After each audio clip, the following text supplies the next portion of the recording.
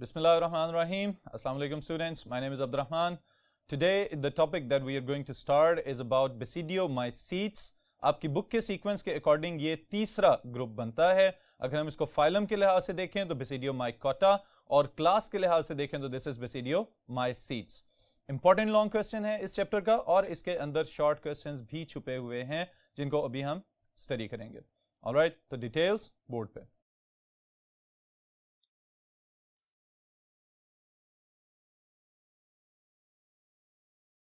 Ji students, this is Basidiomycota or Basidiomycetes और इसका common name club fungi. Alright, अब देखें स्टूडेंट्स, जो सबसे पहली बात मेरे माइंड में आ रही है इसके लिहाज से वो ये है कि मोस्टली इस टॉपिक को समझना थोड़ा सा टफ लग रहा होता है. यहां पे मैं इसको स्टेप बाय स्टेप पॉइंट्स की फॉर्म में मेंशन करूंगा और साथ साथ एक्सप्लेन करूंगा और मैं उम्मीद करता हूं कि आप अगर इस टॉपिक को ठीक तरह से समझें तो आप इसको लॉन्ग क्वेश्चन और शॉर्ट क्वेश्चन के तौर पे लिखने के काबिल हो सकेंगे. ऑलराइट, तो सबसे पहला सवाल जो यहां पे आता है, Why this is known as Basidiomycota or Basidiomycetes. तो अब तक दो क्लासेस हम पढ़ चुके हुए हैं तो इसका जवाब तलाश करना मुश्किल नहीं है. Basidiomycetes are named so due to their basidia. Alright students, basidiomycetes का नाम जो ये बेसिडियोमाइकोटा या बेसिडियोमाइसीट्स रखा गया है ये इनके स्पेशलाइज्ड रिप्रोडक्टिव स्ट्रक्चर्स की बुनियाद पे है जिनका नाम है बेसिडिया. ओके, बेसिडिया को भी मैं डिफाइन कर रहा हूं यहां पे.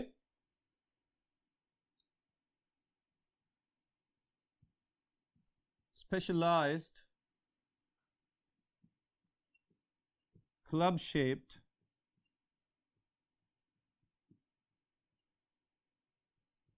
reproductive structures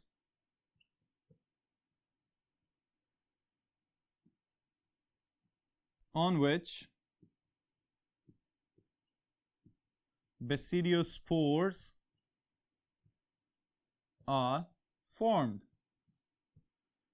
Alright students, अब देखें ये सारे के सारे स्ट्रक्चर जितने भी हैं उन सब का नाम कहीं ना कहीं एक दूसरे से रिलेटेड है. Basidiomycota, Basidiomycetes, Basidia themselves and then the Basidiospores. Alright, तो इसका मतलब है ये सब के सब इस क्लास और इस ग्रुप की सिग्निफिकेंस है, इसकी खसूसियत है. ओके, देन अगर हम इसके वेजिटेटिव स्ट्रक्चर्स के बारे में बात करें तो हमें पता होना चाहिए इसके सेल्स किस तरह के हैं और इसके हाइफे किस तरह के हैं. तो हम लोएस्ट ऑर्गेनाइजेशन से हायर ऑर्गेनाइजेशन की तरफ चलेंगे. The cells of this class are mostly what? Mononucleate. अब mononucleate क्या होता है? They contains one nucleus. Alright, इनके पास नॉर्मली एक ही न्यूक्लियस मौजूद होता है. Then there can be binucleate. Binucleate, they may contain two nuclei. इनके पास दो न्यूक्लियाई हो सकते हैं और ये दो न्यूक्लियाई कब नजर आते हैं? In lengthy dikaryotic phase. Alright, अब इसका क्या मतलब है स्टूडेंट्स कि इनके लाइफ साइकिल के अंदर दो फेजेस हैं. एक मोनोन्यूक्लिएट फेज जिसमें सेल्स के पास एक ही न्यूक्लियस होगा और दूसरी डायकैरियोटिक फेज जिसमें सेल्स के पास दो न्यूक्लियाई मौजूद होंगे. तो उसको हम कहेंगे दिस इज द बायन्यूक्लिएट कंडीशन. फिर उसके बाद हाइफी. जब सेल्स आपस में मिलेंगे तो हाइफी बनेंगे. अब यहां पे भी हम ये बात करेंगे मोस्टली सेप्टेट हाइफी. ऑलराइट, और सेप्टेट हाइफी क्या होते हैं? वो हाइफे कि जिनके अंदर क्रॉस वॉल्स मौजूद होती हैं, हर एक सेल दूसरे सेल से अलहदा होता है, और फिर न्यूट्रिएंट्स की सप्लाई के लिए इन वॉल्स के अंदर पोर्स भी मौजूद होते हैं। ऑलराइट, ये तो इसके वेजिटेटिव स्ट्रक्चर की बात कर ली। अब स्टूडेंट्स, जो हाईएस्ट ऑर्गेनाइजेशन इसके अंदर है, that are your familiar organisms, mushrooms. Alright, mushrooms,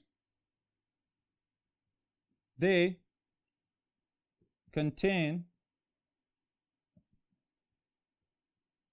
dikaryotic mycelium। Okay, अब देखें स्टूडेंट्स, ये पॉइंट जो हमने यहां पे मेंशन किया था कि इनकी जो लेंथी फेज है उसके पास बायन्यूक्लिएट सेल्स मौजूद हैं, 2 न्यूक्लियाई वाले, और यहां पे हमने ये मेंशन कर दिया कि मशरूम्स जो कि इनके फ्रूटिंग बॉडीज हैं और हाईएस्ट ऑर्गेनाइजेशन पे मौजूद हैं, उनके पास 2 न्यूक्लियाई होंगे, और अगर ये दोनों न्यूक्लियाई जेनेटिकली एक दूसरे से डिफरेंट हैं तो फिर हम ये कहेंगे this is heterokaryotic condition. Okay, then इसके बाद अगर हम देखें तो कुछ एग्जांपल्स डिस्कस कर लेते हैं।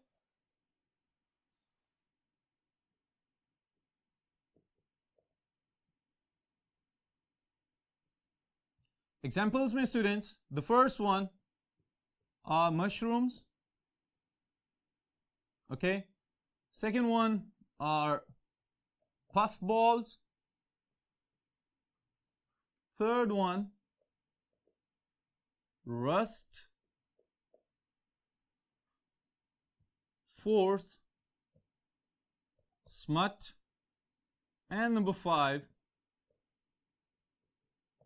bracket fungi। ऑलराइट, अब ये जो हमने यहां पे इसकी एग्जांपल्स मेंशन की हैं, इसमें स्टूडेंट्स ये याद रखिएगा, the mushrooms and puff balls, few species of puff balls, they are edible, ये खाने के काबिल हैं, इनको खाया जा सकता है। और आजकल स्पेशली जो बहुत सारे फास्ट फूड्स इन हो रहे हैं हमारे ट्रेडिशंस में, उनके अंदर मशरूम्स को as a source of nutrient add किया जाता है। ऑलराइट, फिर रस्ट और स्मट और bracket fungi, they are harmful, disastrous हम कह सकते हैं इनको, कि ये बहुत वसी पैमाने पे हमारी फसलों को नुकसान पहुंचाते हैं। रस्ट वाले केस में हमें ब्रिक रेड स्पोर्स नजर आते हैं अपनी फसलों के ऊपर, स्पेशली गंदम और मकई के ऊपर। स्मट वाले केस में ब्लैक पाउडरी अपीयरेंस नजर आती है, इनको अभी हम डिटेल से देखेंगे। और ब्रैकेट फंजाई, ये शेल्स की तरह की फंगस होती है जो खड़े हुए दरख्तों के साथ अटैच होके अपने हॉस्टोरिया उसमें पेनिट्रेट कर देते हैं और दरख्त के न्यूट्रिएंट्स को जज़ब करके खा जाते हैं, जिसकी वजह से जिस जगह पे ब्रैकेट फंजाई खुद मौजूद हैं, उसके ऊपर वाला सारा प्लांट आहिस्ता आहिस्ता वीक होते हुए अल्टीमेटली उसकी डेथ हो जाती है। ओके, देन अगर हम स्टूडेंट्स इनके रिप्रोडक्टिव एबिलिटीज पे चलें, जो कि हमारा मेन फोकस है इस टॉपिक के अंदर फॉर द लॉन्ग क्वेश्चन, तो हम डिस्कस करेंगे सबसे पहले नंबर पे जनरल फीचर्स ऑफ बेसिडियोमाइकोटा, और फिर उसके बाद हम एक लाइफ साइकिल डिस्कस करेंगे of the smut. Okay, then reproduction in Basidiomycota। जी, अब स्टूडेंट्स इसके लिए सबसे पहले नंबर पे जब हम रिप्रोडक्शन की बात करते हैं तो हमें पता होना चाहिए what are the fruiting bodies of this group. तो यहां पे मशरूम्स मौजूद होते हैं। Okay, these mushrooms, they are specialised fruiting bodies with gills. Okay, इनके जो गिल्स हैं उसकी वजह से sometimes mushrooms they are also known as gilled fungi. Okay, इनके गिल्स के अंदर मौजूद होते हैं इनके बेसिडिया और बेसिडियोकार्प्स। ओके, उन बेसिडिया के मार्जिन्स के ऊपर हमें नजर आते हैं स्पेशलाइज्ड बेसिडियोस्पोर्स। ओके स्टूडेंट्स, इनके अंदर कौन कौन से रिप्रोडक्टिव स्टेप्स हैं कि जिनके तहत इनका रिप्रोडक्टिव साइकिल कंप्लीट किया जाता है, इनको हम यहां पे हम देख रहे हैं one by one. Okay, the first one is cells contain haploid nuclei। Cells के पास जो न्यूक्लियाई हैं उनके अंदर क्रोमोसोम्स की तादाद इनके डिप्लॉयड सेल्स की निस्बत हाफ है, तो इस वजह से हम इसको कह रहे हैं they are haploid. Number 2, at some stage haploid nuclei fuse to form a diploid nucleus.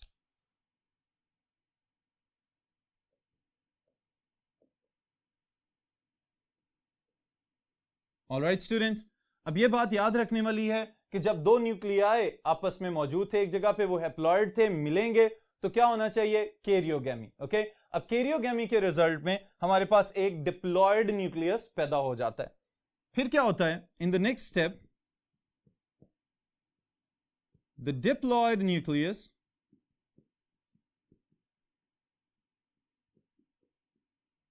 undergoes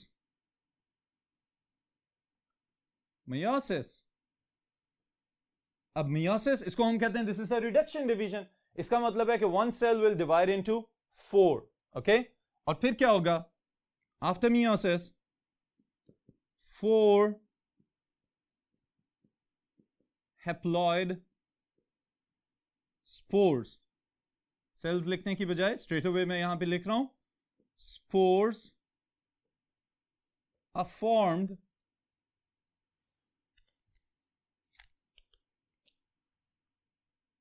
on the basidia. Alright students, अब देखें यहां पे अलग-अलग से मैंने हाईलाइट की हैं दो चीजें. पहली बात यहां पे लिखी है haploid nuclei fuse to form a diploid nucleus. इसका मतलब क्या है? जब दो थे तो न्यूक्लियाई थे, जब एक हो जाएगा तो न्यूक्लियस कहलाएगा.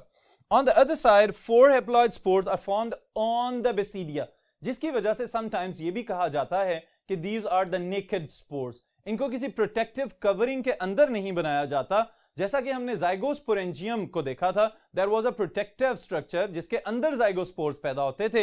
लेकिन यहां पे क्या है? बेसिडिया के ऊपर ही 4 की तादाद में बेसिडियोस्पोर्स पैदा हो जाते हैं, मैच्योर होते हैं, उसके बाद फिर इनको डिस्पर्स कर दिया जाता है और फिर वो जहां कहीं भी गिरेंगे वहां से फिर एक नया हाइफा और माइसीलिया ग्रो करना शुरू हो जाएंगे. ऑलराइट स्टूडेंट्स, ये तो है इसका पहला पार्ट जो कि जनरली डिस्क्राइब करता है लाइफ साइकिल ऑफ बेसिडियोमाइकोट्स को. जबकि अब दूसरी तरफ हम जो डिटेल से देखने लगे हैं सेकंड पार्ट इसका, that is a little bit different. Okay students, किस तरह से डिफरेंट है? क्योंकि इसमें हम दो पैथोजेनिक फंजाई को पहले उनके नाम लिखते हैं और फिर उनमें से एक का लाइफ साइकिल हम यहां पे डिटेल से स्टडी करेंगे. The first one, they are pathogens. Okay, पहला पॉइंट, पैथोजेंस कौन होते हैं? Those living organisms which can cause diseases in other living organism. ऐसे जानदार जो किसी दूसरे जानदार में बीमारियां फैलाने की सलाहियत रखते हैं उनको हम कहते हैं पैथोजेंस. ओके, इन पैथोजेंस में the first one are rust. Okay, अब स्टूडेंट्स, रस्ट बजाते खुद क्या चीज है? दिस इज एन इन्फेक्शन और इसका जो कॉजेटिव एजेंट है दैट इज अ फंगस, और उस फंगस का नाम है पक्सीनिया ग्रामिनस. ऑलराइट, अब अगर हम इसको थोड़ा सा और यूरोपियन एक्सेंट में ले जाएं तो इसको पचीनिया ग्रामिनस भी कहा जाता है, लेकिन हम अपने स्पेलिंग्स की आसानी को भी देखेंगे तो Puccinia graminis is easy to understand as well as memorize. Okay, this is graminis by the way. Alright, फिर अब देखें स्टूडेंट्स, ये जब बीमारी किसी भी फसल के ऊपर आ जाए तो उस सूरत में कैसे पता चलेगा कि this is the infected plant? उसके जो पौधे हैं उनके ऊपर कौन कौन सी अलामात होती हैं, तो उसमें से एक बेसिक सिम्टम मैं आपको बताने लगा हूं जिसकी वजह से फौरन पता चल जाएगा कि this is an infected plant. It forms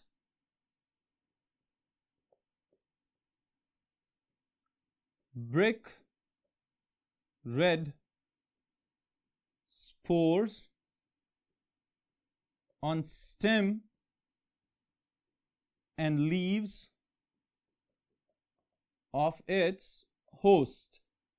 Alright students, अगर ब्रिक रेड यानी कि ईंट की तरह का रेड कलर जैसा कि ईंटों का कलर होता है, या फिर ऑरेंज कलर के आपको स्पॉट्स बने हुए नजर आए और अगर उसको आप टच करें तो वो पाउडरी टेक्सचर आपको उसके ऊपर फील हो, तो इसका मतलब ये है कि that plant has been infected with rust और उसके अंदर पक्सीनिया ग्रामिनस के स्पोर्स मौजूद हैं. Alright, second one is more destructive.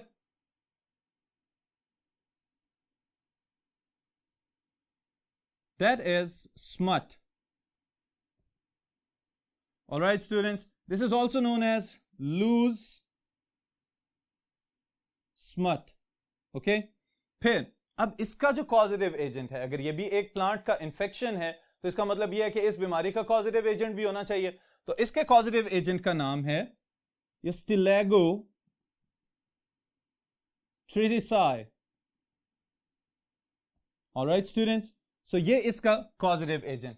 अब इसका कैसे पता चलेगा कि फसल के ऊपर स्टिलेगो ग्रो कर रहा है या इसके स्पोर्स बड़ी स्पीड के साथ ग्रो कर रहे हैं?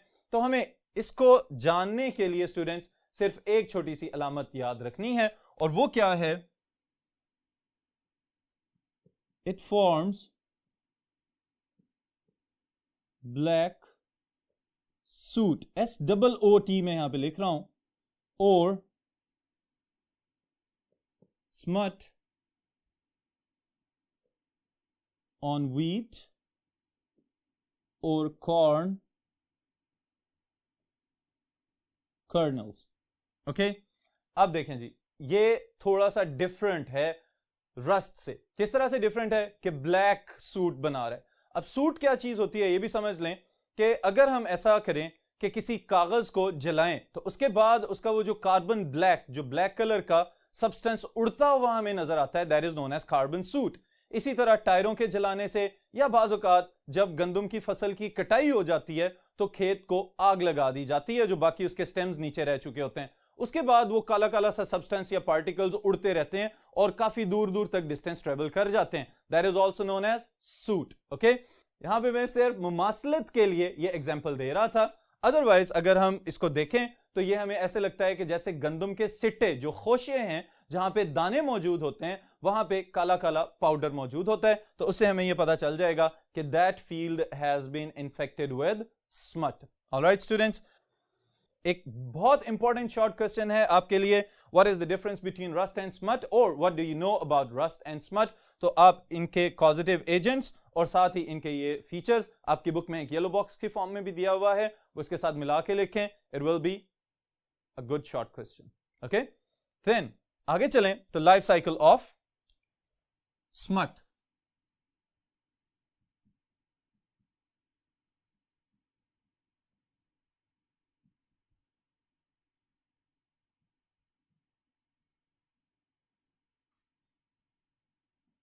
Or we can say Stilago tritisae. Okay. जी स्टूडेंट्स, अब यहां पे इसको जानने के लिए थोड़ा सा तो हमें कंटेक्स्ट डेवलप करना पड़ेगा कि चूंकि हम एक ज़रई मुल्क से ताल्लुक रखते हैं, हमारी स्टेपल क्रॉप्स के अंदर गंदम और मकई और चावल और इस तरह की बहुत सी फसलें शामिल हैं।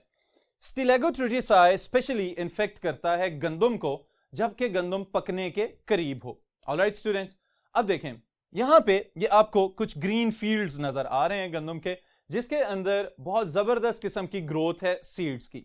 ऑलराइट, लेकिन अगर ऐसा हो कि इस स्टेज के ऊपर जबकि फसल बिल्कुल पकने के लिए तैयार है, उस वक्त अगर ऐसा हो कि यहां पे बारिशें होना शुरू हो जाएं और फिर ऐसा हो कि बारिश के साथ धूप भी निकल आए बारिश की थोड़ी देर के बाद, अब क्या होगा? आपके ज़हन में फौरन एक पॉइंट आना चाहिए था कि now it is warm as well as moist. अब एनवायरनमेंट में नमी भी मौजूद है और साथ ही साथ हीट भी मौजूद है, तो इस सूरत में the fungi they show their best growth. Alright students, अब क्या होगा कि उसके बाद अगर थोड़ी सी हवा भी चलना शुरू हो जाए तो उस सूरत में जो स्पोर्स हैं they will travel from the infected wheat years और आके गिरना शुरू हो जाएंगे on the healthy flowers of the plants. Okay, अब आए कहां से हैं? जिस गंदम को पहले से इसके स्पोर्स ने इफेक्ट किया हुआ है, मुतासिर कर चुके हुए हैं, अब वहां से हवा की वजह से उड़े और उड़ने के बाद किसी ऐसे पौधे के ऊपर आ गए कि जो अभी तक बिल्कुल सेहतमंद था। अब क्या किया जाएगा कि यहां पे स्टूडेंट्स जो फ्लावर है, फ्लावर के अंदर अगर आपको याद हो जो फीमेल रिप्रोडक्टिव पार्ट्स होते हैं उसमें एक पार्ट होता है प्लांट के अंदर ओवरी। ओके, तो ये स्पोर्स क्या करेंगे, जैसे ही इसके ऊपर गिरे, गिरते साथ ही जर्मिनेट करना शुरू हो जाएंगे because their favourable conditions are already present.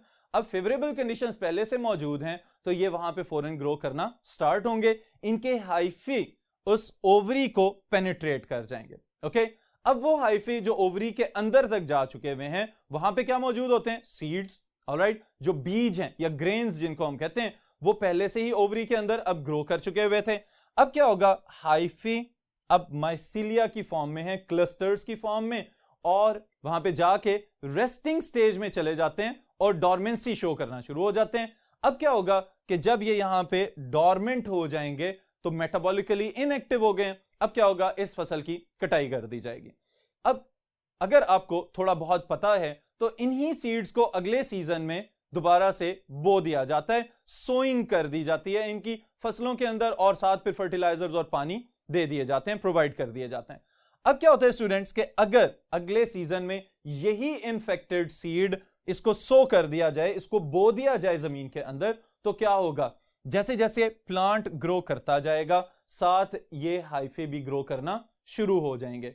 जैसे ही प्लांट ग्रो करता चला जाएगा तो उसके साथ ही साथ उसके कर्नल जो सिट्टे हैं जिनको हम खोशे कहते हैं उनके अंदर सीड्स भी बनना शुरू हो जाएंगे। लेकिन ये हाइफे अंदर ही अंदर से उन सीड्स की ग्रोथ को इनहिबिट कर देते हैं, रोक देते हैं, और खुद अपने स्पोर्स को फैलाना शुरू कर देते हैं। इस सूरत में क्या होगा कि एट द एंड जो सीड्स हैं उनके कवर्स, जो टेस्टा जिसको हम कहते हैं, जो कवर होता है सीड का, वो रप्चर होंगे और उसके अंदर से ये टीलियोस्पोर्स काले रंग के पाउडर की फॉर्म में निकलना शुरू हो जाते हैं। अब अगर खुदा ना खास्ता फिर से विंड या थोड़ी सी हवा तेज चले तो उस सूरत में क्या होगा? ये स्पोर्स फिर किसी और सेहतमंद पौधे के ऊपर अटैक कर देंगे and the life cycle will go on. Alright students, so this is about the life cycle of ustilago tritici. इसके पॉइंट्स को मैं यहां पे वन बाय वन लिखने लगा हूं आपके लिए। Number 1 is spores. कौन से स्पोर्स हैं? टीलियोस्पोर्स। travel from infected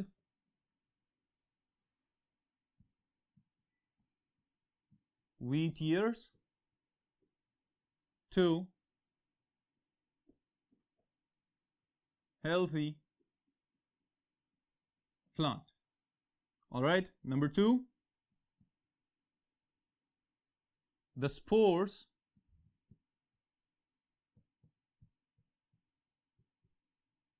land on flower and start germination. Alright, germination क्या होती है कि किसी भी सीड में से या स्पोर में से जब कोई भी वेजिटेटिव स्ट्रक्चर, जैसे कि अगर फंजाई है तो स्पोर में से हाइफा निकलना शुरू होगा तो इस अमल को हम कहेंगे जर्मिनेशन। और अगर प्लांट्स के सीड्स में से पौधा निकलना शुरू हो जाए तो इस प्रोसेस को भी कहा जाता है germination. Number 3, the hyphae grow into the ovary. Alright, ovary के अंदर तक ग्रो करके, पेनिट्रेट करके धंसते चले जाएंगे, और फिर क्या होगा? The mycelium grow inside the ovary and becomes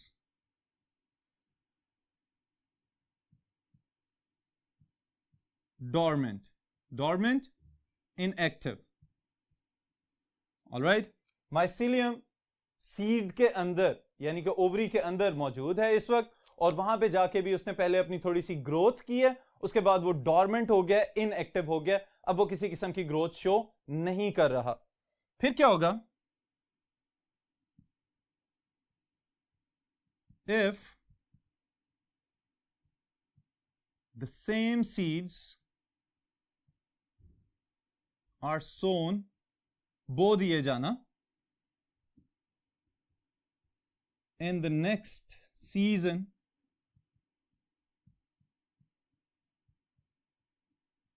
hyphae will continue to grow with the alright. इसका क्या मतलब है कि अब जैसे जैसे पौधा ग्रो कर रहा है, पौधा अपने लिए न्यूट्रिएंट्स ले रहा है और साथ ही साथ ये पैरासिटिक जो फंगस है इसके हाइफे और माइसीलिया उसके अंदर अंदर ग्रो करते चले जा रहे हैं। यानी कि अगर पौधा बड़ा हो रहा है तो उसके साथ फंगस की ग्रोथ भी चल रही है।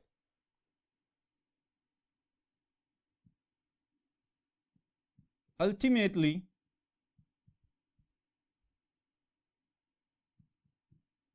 hyphae starts making spores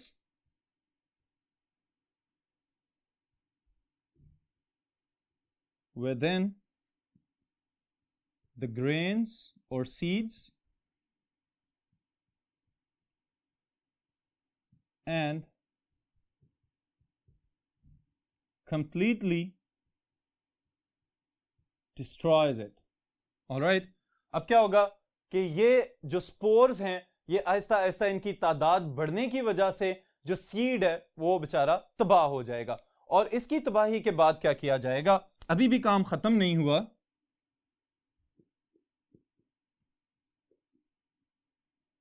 The seed cover ruptures, ऊपर से टूट जाता है, ओपन अप हो जाता है, and spores come out. Alright, जो स्पोर्स हैं अब ब्लैक कलर के पाउडर की फॉर्म में आपको नजर आना शुरू हो जाएंगे। और फिर क्या होगा स्टूडेंट्स, आखिरी बात जो मैंने आपको बताई थी अभी, these spores may travel to other plants by wind. Alright, अब यहां पे ये सारे के सारे पॉइंट्स मैंने लिख दिए हैं आपके लिए, ताकि अगर लॉन्ग क्वेश्चन में आ जाए write a note on the life cycle of ustilago tritici, तो आपको ये स्टेप्स याद हों और साथ आप ये इसका लाइफ साइकिल ड्रॉ करेंगे तो होपफुली ये आपका एक लॉन्ग क्वेश्चन कंप्लीट हो जाएगा। इसके साथ स्टूडेंट्स एक आपको मैं इंफॉर्मेशन देता चलूं कि बाज़ औक़ात ऐसा होता है कि गंदम जब कटने के करीब होती है तो उस वक्त बहुत ज़्यादा चांसेस बढ़ जाते हैं इस चीज़ के। अब यहाँ पे एक जो बात मैं बताना चाह रहा हूँ वो ये है कि बाज़ औक़ात हम लोग सिटीज़ में बैठे हुए बहुत सारी सहूलतों में दुआएं मांग रहे होते हैं कि बारिश हो जाए और गर्मी ख़त्म हो जाए, लेकिन एट द सेम टाइम किसान बेचारे जिन्होंने मेहनत करके उस फसल की नशोनुमा की हुई है और बहुत ज़्यादा केयर करने के बाद अब वो फसल इस स्टेप तक पहुंची हुई है कि पक के तैयार हो, वो दुआ कर रहे होते हैं कि बारिश ना हो। तो इस सूरत में अब आप ये देख लें कि अगर बारिशें हो जाएं तो उस सूरत में क्या नुकसान है और अगर बारिशें ना हो तो उसमें कितने फ़ायदे हैं। तो ये बहरहाल नेचुरल साइकिल्स हैं और इनको अल्लाह ताला बेहतर अंदाज से चला रहे हैं, सदियों से चलते आ रहे हैं, and many more years are still to come. Alright students, तो ये है हमारा आज का सेशन, यहीं पे इसको रोक रहे हैं, बाकी इंशाल्लाह ताला फिर नेक्स्ट सेशन में स्टडी करेंगे।